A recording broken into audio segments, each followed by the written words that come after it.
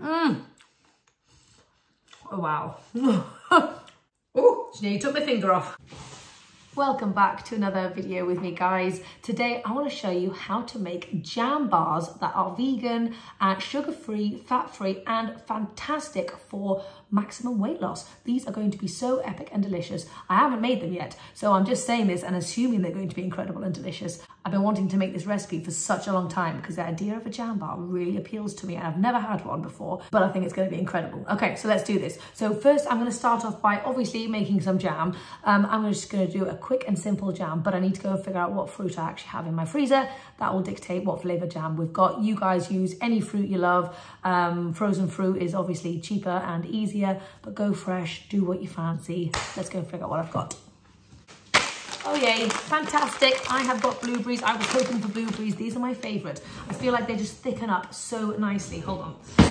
So this is just a 350 gram bag of blueberries that I picked up from Morrison's. And I'm just going to use the whole thing actually. I think we're going to need it.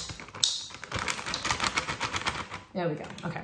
So I am just going to whip up very quick chia jam. So what I like to do is I'm going to defrost this in the microwave a little bit. And then I'm going to smudge it down nicely and then add a few little extra bits. Okay, meanwhile, we're going to get stuck into the actual jam bar portion. So I am using some chickpeas. Obviously, you guys know I love chickpeas and I like to squeeze them into every aspect of my life. Any bean would probably work for here, but chickpeas are my absolute favorites. I love them. So I'm just going to, oh no, man, I need the microwave to defrost these babies. Okay, fine, we'll have to make the jam first.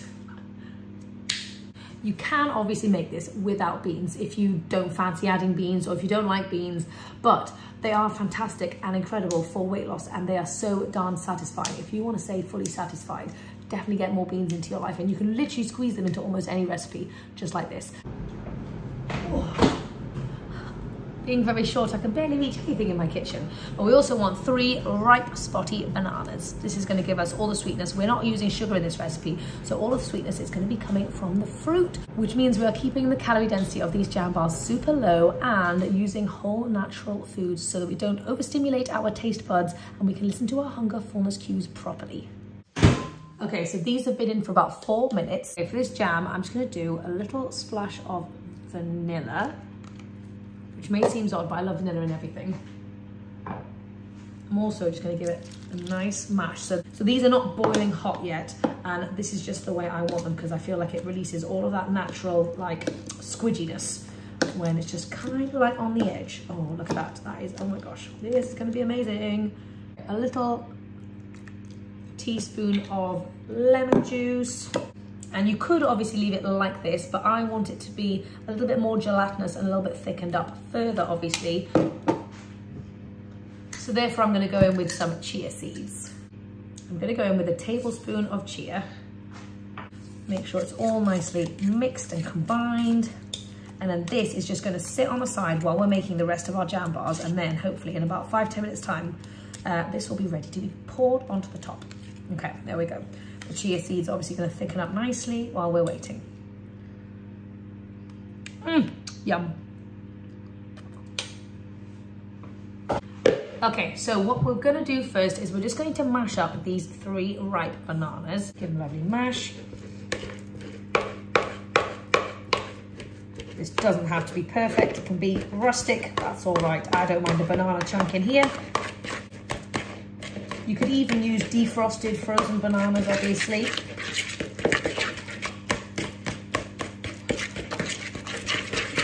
If you didn't want to use chickpeas in this recipe, you could just add the oats and oat flour into here with the other ingredients and just give it a quick mix. But because I'm going in with chickpeas, I'm going to be blitzing it in the food processor to make sure we don't get any chickpea chunks because I'm not going to be wanting any chickpea chunks in this recipe at all. Oh, I've never thought to use this angle before. You can see me and the food processor. Fantastic. Right, we're going to add 1 cup of chickpeas in here. We're also going to add in some dates. Now, you can choose to add in as many dates as you feel like you need for your level of sweetness. I am going to go in with 3 little dates. That is going to give me the perfect amount of sweetness that I personally need. I'm just using 3 big medjool squidgy dates right here, but obviously if you're using different kinds of dates, make sure you adjust accordingly. If you've got If you've got these tiny little dried ones, I would maybe go in for like 4 or 5. Right, okay. So we're just gonna blitz this up by itself first to break down the chickpeas.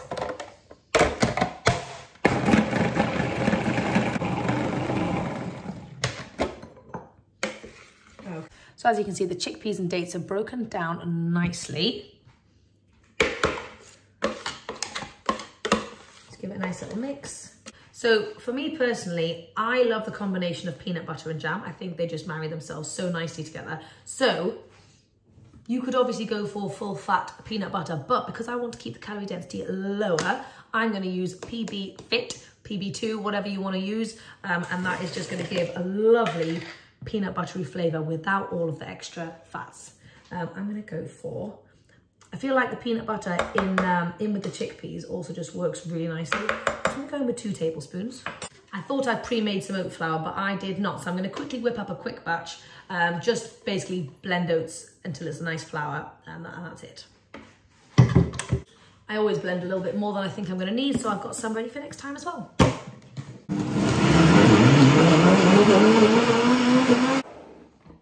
There we go, that was pretty simple. Okay, so I'm going to go in with a cup of oat flour, a splash of vanilla, and some baking powder. I don't know why this baking powder is basically impossible to open. Oh my God, it kills me every time. So just a nice teaspoon of baking powder. Okay, I'm just gonna blitz this up real quick. Sneaky little taste test. This is almost the same recipe as my chickpea cookie dough if you just did less oat flour, and that is darn delicious. But now all we're gonna do is we're just gonna add this in to our pre-mashed banana. There is so much goodness in this recipe.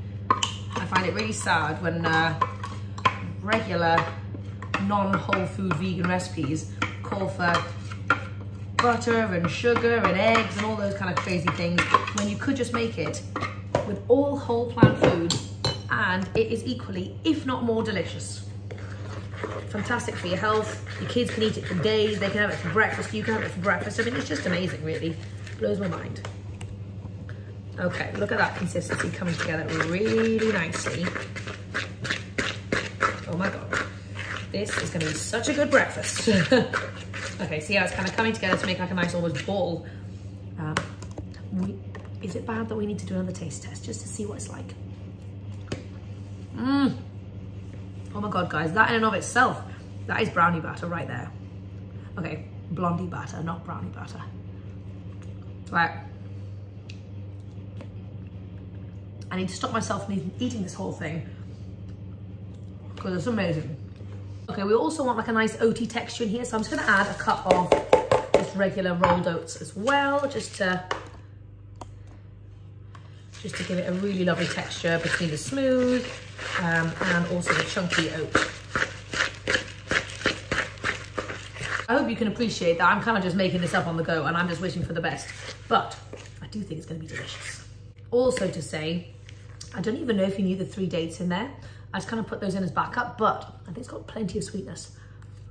So you could go definitely date free if you didn't want to add it in. Oh my God, this is amazing, guys. This is amazing. Oh, I'm so excited. Maybe I'm also hungry. Stop, Amy, stop. Ugh. I hate this damn kitchen. Oh dear. Got it.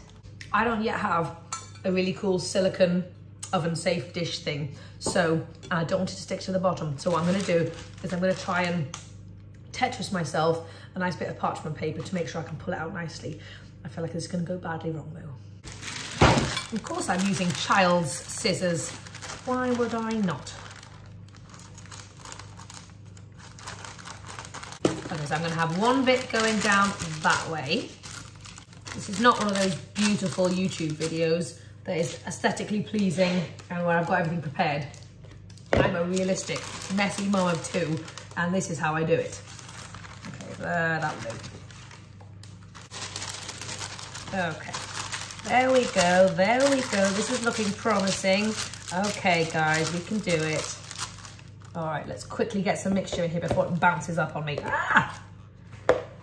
Okay, so what we're gonna do is we're gonna push all of this into the bottom of the pan without eating it all, if we can manage that. That's the hardest part of this whole recipe, to be honest, guys. I don't know if you can see the texture of this, but it's basically incredible. It's just like fudgy, sticky, and that is all down to the chickpeas. Chickpeas are my best friends. In fact, challenge me down below. Give me a recipe that you want me to include chickpeas in, and I will do it. I've done chickpea pizza, I've done chickpea ice cream. I can do anything with chickpeas, but I would love a challenge. So seriously, please let me know down below what you don't think I'll be able to add chickpeas into, and I'm gonna make it happen for you guys. I know a lot of people struggle with getting beans into their life, so I want to try and make beans as accessible, palatable, and delicious in regular everyday cooking for people who struggle with that. My little boy Abe struggles with getting beans in. He's not a massive bean person, so I have found a way to squeeze beans into almost every single recipe. Okay, so that is, oh, you know what? I'm actually going to take a little bit of this out because I want to do a little bit of a crumble on the top afterwards, which is going to look amazing. So yeah, let's re-flatten this out. Now you can obviously make these as thick or as thin as you like, depending on your pan shape. I don't really have any more pans. This is just the thickness that I've got. There we go, nice and flattened out. Now, as you can see, our jam has gotten super thick and basically incredible. We need to just have another taste test of this, don't we? Oh, yum. I'm sorry if this is just a video of me eating things. I spend my life eating things. Now, obviously, if you needed more sweetness, you can, of course, add some date paste or some maple syrup or something into here. I do not need any more sweetness, especially paired with the sweetness of the base, so this is perfect for me. Okay, so we're just going to add all this jam over the top. This is going to be an incredible colour contrast. Flavour bomb right here. And just spread that out. Oh my God, look at that, guys. It looks amazing. Why have I never made this before? I don't know if we have jam bars in England, but hot dang, we do now. Okay, then we're just going to crumble a little bit of this on the top, just to give it an extra visual and crunch appeal. This is a very optional step. You do not have to add this. It really makes no difference to the taste. This is purely visual. But I think it does make it look a bit fun.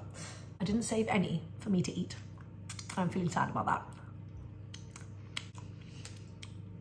Guys, just eat that mix on its own. Forget the recipe, eat the mix. Okay, anyway, here we go. We're gonna stick this in the oven for I don't know how long, but I'll let you know afterwards till it's cooked and the jam has solidified and the top is nice and golden brown. Okay, so out of the oven it has come, and I tell you what, this smells incredible. The jam has gone all thickened and ooey gooey on the top.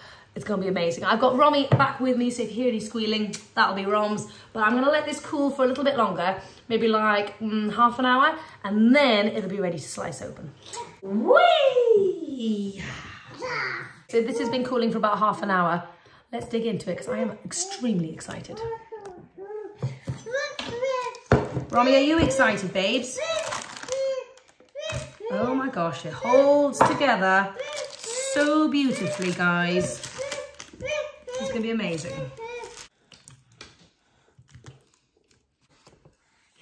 Oh wow, guys, look at this beauty, look at this beauty. Oh my gosh. Romy's gonna have the first bite. What do you think, Roms? Is that good? You'd like some more? Is that yummy? Oh my gosh, you're gonna get very jammy, aren't you? Anyway, okay, let's have a go. Oh wow. Oh my God, guys, that is fudgy. and gooey and jammy. Mmm. Oh, and crunchy. Mmm.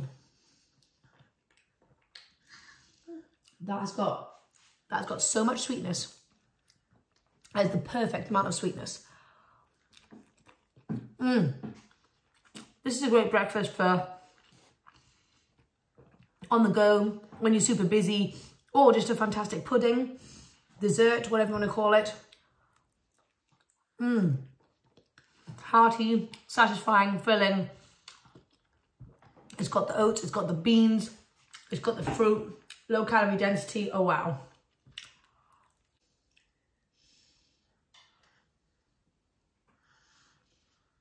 Oh, she nearly took my finger off. Anyway, I hope you guys have enjoyed this recipe, and I really hope you try it out because it is darn delicious. And yeah, let me know what you think down below.